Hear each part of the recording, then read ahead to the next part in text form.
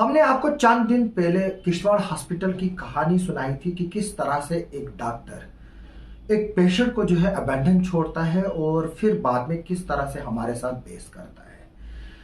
किश्तवाड़ जिला हॉस्पिटल ही नहीं है जहां पर इस तरह की कहानियां जो है वो हमें देखने को मिलती है। आज सुबह बानाल का जो सब डिस्ट्रिक्ट हॉस्पिटल है वहां पर एक बेबस बेटा अपने बाप के लिए मौत की जंग के लिए लड़ रहा था।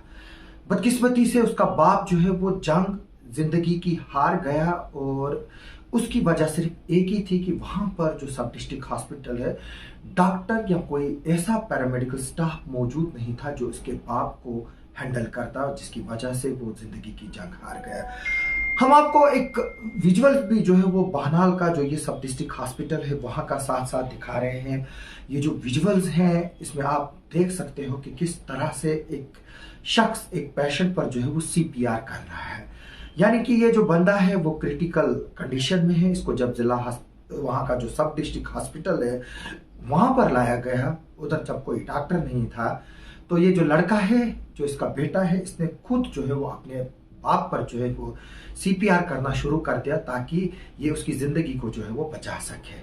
दूसरी तरफ से इसकी माँ जो है वो उसके साथ में है। इस वीडियो में आप देख सकते हैं ये पेशेंट जिसकी मौत हुई इस हॉस्पिटल में, इसकी पहचान गुलाम नबी भट्ट साहब के तौर पर हुई है और ये होलेन बानिहाल का रहने वाला है। और ये जो विजुअल्स आपने देखे ये सब डिस्ट्रिक्ट हॉस्पिटल बानाल के हैं। बानाल रामबन जिले का हिस्सा है और यहाँ का जो ये हॉस्पिटल है इसको लाइफ लाइन कहा जाता है। और सुबह 7 बजे का वक्त था जब ये मामला सामने आया है और इसको जो वहाँ के जो सीनियर पॉलिटिशियन है सज्जाद शाहीन साहब, उन्होंने भी जो है वो पोस्ट किया अपने फेसबुक वॉल पे और इस इंसिडेंट को जो है वो कंडेम किया है और मांग की है इसको जो है वो देखा जाए। उनका कहना है कि ये जो हादसा है उनके मुताबिक जो है वो 7 बजे के करीब हुआ है। और ये देखिए किस तरह से जो बेटा है वो बाप की जिंदगी के लिए लड़ रहा है, उसकी माँ बेबस साथ में खड़ी है। और जो वीडियो हमारे पास आया है ये बिल्कुल जो है वो एक दिल को दुखाने वाला है। यानी कि जो हॉस्पिटल और हेल्थ सिस्टम है वो जगह जगह पर पैरालाइज्ड है और हमारे जो डॉक्टर्स हैं वो और जो पैरामेडिकल स्टाफ है आज के दौर में भी जो है वो ड्यूटीज को जो है वो सीरियसली नहीं लेते हैं। हमने जो किश्तवाड़ का वीडियो आपको दिखाया था जिसमें एक डॉक्टर जो न कपड़े जो न वर्दी लगाकर है न कुछ स्टेथोस्कोप गले में लटका कर है, किस तरह से हमारे साथ जो है वो बेस कर रहा था, जब हमने सिर्फ उसको इतना बताया था कि आप जो ये फाइल है अब इस पर आप नोट लिख लीजिए, जिस पर वो भड़क उठा और फिर मुझे मजबूरन अपने प्रोफेशनलिज्म का इस्तेमाल करके उसको एक्सपोज करना पड़ा। उसके बाद मुझे ये भी खबर मिली कि ये डॉक्टर जो है वो चंद दोस्तों को वहां पर लाया था ताकि अगर फिर कोई आए तो उसको मार पीटा जाए। मैं डॉक्टर साहब को ये कहना चाहता हूँ जिसकी पहचान डॉक्टर अतीफ कुछ बोल रहे हैं और ये भी पता चला है कि ये फिलीपीन से जो है वो MBBS करके आए हैं। मैं उनको बता दूं कि ये किश्तवाड़ है, यहाँ गुंडागर्दी नहीं चलती है। आप ड्यूटी कीजिए, हमारे को आपके साथ जाती तौर पर कोई भी जो है वो अदावत नहीं है, ना हम आपको जानते थे और हमें जब ये मामला हुआ उसके बाद पता चला। चाहे आप केस करने जाइए, पुलिस कंप्लेंट करने जाए, हम तैयार हैं। और साथ में फिर हम मेडिकल काउंसिल ऑफ इंडिया को भी जो है वो उस हादसे के बारे में जो है वो अब लिखने जा रहे हैं। इंशाल्लाह उम्मीद है कि अगले चंद दिनों में शायद उस पर जो है वो एक डिटेल नोट जो है वो हम मेडिकल काउंसिल ऑफ इंडिया को भी लिखेंगे और जम्मू कश्मीर की सरकार को भी लिखेंगे और health and medical education department है उसको भी लिखेंगे। ये नहीं है कि कोई मुझे कोर्ट के नाम से डरा है, ये नहीं है कोई मुझे कोई कंप्लेंट के नाम से डरा है। मेरे अभी तक दर्जनों कंप्लेंट और दर्जनों कोर्ट केसेस जो है वो फेस किए हैं और आगे भी जो है वो फेस करने के लिए तैयार हूँ जहाँ पर गरीबों की जो है वो बात आए। जिस तरह से ये छात्रों का पेशेंट था, वो गरीब था, मैं इसको न जानता हूँ और न मुझे पता था ये कौन है। उसके बाद मुझे एक और फोन आता है, एक लेडी है, उसको जो है वो डिलीवरी होनी है, किश्तवाड़ में मचेल यात्रा थी और उसको जो है वो रेफर किया गया था सिर्फ इसलिए कि डॉक्टर जो है वो पहुंच नहीं सकता है कि जो एनेस्थीसिया है, क्योंकि जो रास्ता है वो मचेल यात्रा के लिए जो है वो बंद किया है, गाड़ियों को जो है वो नहीं आने दिया जा रहा है। यानी कि एक डॉक्टर जो है वो 1 किलोमीटर से कम डिस्टेंस कवर करके जो है वो हॉस्पिटल नहीं पहुंच सकता, तो उस पेशेंट को जो है वो किस तरह से फिर डोडा लिया जा सकता है जहां पर 2 घंटे लगते हैं। उसके बाद डीडीसी चेयरपर्सन जो है वो खुद पहुंची और फिर डॉक्टर भी पहुंचा और उस प्रेग्नेंट लेडी का जो है वो ऑपरेशन हुआ और उसकी डिलीवरी हुई।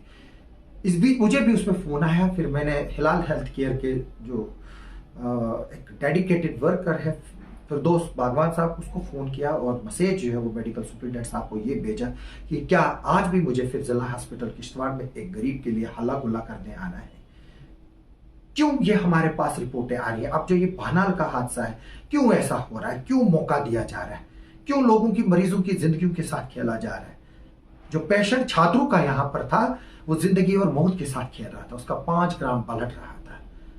अगर थोड़ा सा और कम हो जाता तो शायद वो अल्लाह को प्यारा हो जाता, उसी तरह से जिस तरह से उसकी बीवी चंद हफ्तों पहले कैंसर बीमारी का शिकार हुई और उसके घर में 3 बच्चे थे जिनमें बेटी भी है जो तकरीबन 8 से 10 साल के होंगे, या बड़ी वाली बेटी जो है वो शायद 12 साल की होगी। तो क्या हम उन तीन बच्चों को यतीम होने देते? मैं किश्तवाड़ के लोगों से सवाल पूछना चाहता हूं, क्या जो मैंने किया वो गलत किया? कुछ लोग कमेंट कर रहे हैं, कुछ लोग बिहेवियर को चैलेंज कर रहे हैं। क्या एक इंसान की जिंदगी से जो है वो बिहेवियर ज्यादा है? जी बिल्कुल, मुझे हक है सवाल पूछने का।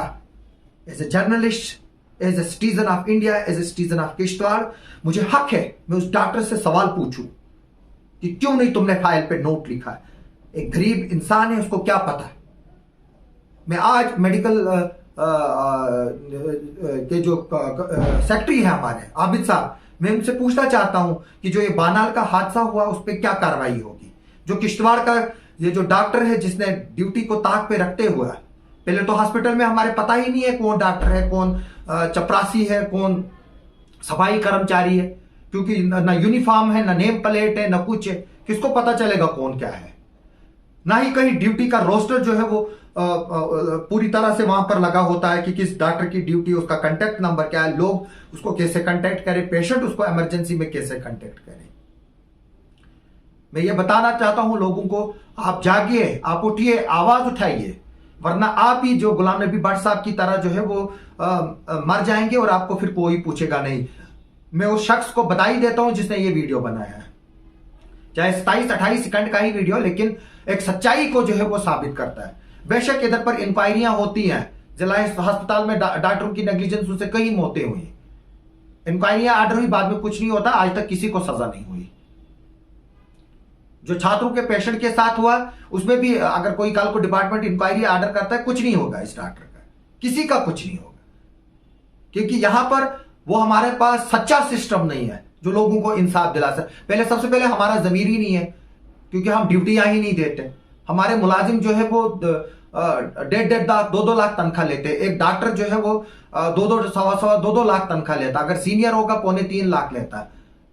हमारे वेटरनरी के डॉक्टर जो है वो 2.5-3 लाख रुपए जो है वो तनख्वाह लेते हैं। इसी तरह से हमारे कुछ टीचर लेक्चरर है जो 2-2 लाख रुपए तनख्वाह लेते हैं, लेकिन ड्यूटियां नहीं देते हैं। आज भी देखिए, अब इलेक्शन लगा है, कल ही एडीडीसी साहब ने ऑर्डर निकला है, मुलाजमों को वार्निंग दी है। अब इलेक्शन का पकवाड़ा जो है वो पकेगा मुलाजमों के थ्रू। मुलाजिम भी जो है वो पॉलिटिक्स में जो है वो ज्यादा इन्वॉल्व है। मेरी इस वीडियो के जरिए उनको भी रिक्वेस्ट है कि वो ड्यूटियां दे और लोगों के काम आए। और जो ये बानाल वाला इंसिडेंट हुआ है, हम अपील करते हैं गवर्नमेंट से, एलजी एडमिनिस्ट्रेशन से, वो इसकी इंक्वायरी के ऑर्डर करे और जो भी इसमें गिल्टी है उनको जो है वो टर्मिनेट करे। आज सरकार टर्मिनेट कर रही है ना, तो इस तरह के केसेस को अगर हाई प्रोफाइल लोगों को टर्मिनेट किया जाएगा तो एक एग्जांपल सेट होगी। अगर आप एक चपरासी, एक टीचर, एक जीआरएस को टर्मिनेट करेंगे, उससे कोई वो जो है वो लोगों में डेटरेंस नहीं जाती है।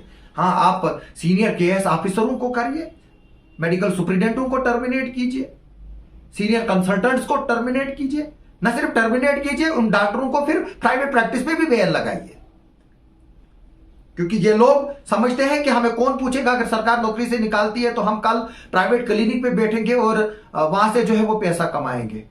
ऐसे किस्म के डॉक्टरों को जो है वो प्राइवेट प्रैक्टिस पे भी बैन लगानी चाहिए। और जो ये हमारा जो परसों किश्तवाड़ वाला मसला हुआ है, मैं डॉक्टर को जो है उसको ओपन चैलेंज करता हूं कि तुम केस करो, कोर्ट में केस करो, कंप्लेंट करो, मैं सुप्रीम कोर्ट तक तुम्हें ले जाऊंगा। इंशाल्लाह तुम्हें आगे लंबी नौकरी करनी, जिस वक्त तुम्हारे खिलाफ पर्चे लगेंगे फिर देखना वेरिफिकेशन कहां से लाओगे।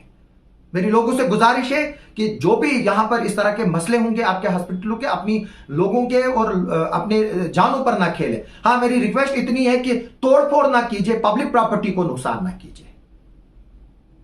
बाकी आप को हक है प्रोटेस्ट करने का, बाकी आपको हक है हमारे तक पहुंचने का। हम आपके मुद्दे उठाएंगे और जेन्युइन मुद्दे उठाएंगे। ये नहीं है कि कल किसी को किसी के साथ जिद हो तो वो आए, वो चीजें नहीं चलती है। मैं जो भी न्यूज करूंगा उसको वेरीफाई करके चलाऊंगा और मैं लोगों के साथ हूं और मैं लोगों के लिए हूं। मुझे कोई गम नहीं है कि मुझे कोर्टों में जो है वो घसीटा जाए। मेरी अल्लाह ताला के फजल से मैं अभी बिल्कुल सौंड हूं। कल को अगर मुझे ये लगेगा कि मुझे पब्लिक डोनेशन करने की जरूरत है कोर्टों के में केसेस लड़ने के लिए, वो तब देखा जाएगा। आज की डेट में अल्लाह के फजल से मेरे सैकड़ों वकील जो है वो मेरे लिए कोर्ट में खड़ा होने के लिए तैयार हैं, सिर्फ इस शर्त पे कि मैं एक सच्चा हूं। आप सबका सुनने के लिए और देखने के लिए बहुत बहुत शुक्रिया।